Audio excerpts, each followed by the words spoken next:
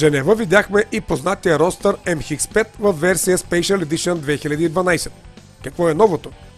Хромирани елементи около фаровете, решетката пред радиатора и фаровете за мъгла.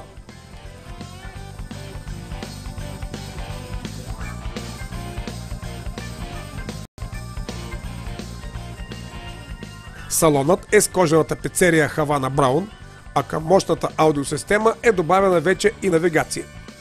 За Европа моделът ще се предлага с мек или твърд сгъваем покрив с избор от 4 перлени цвята – черен, кафяв, сив и бял.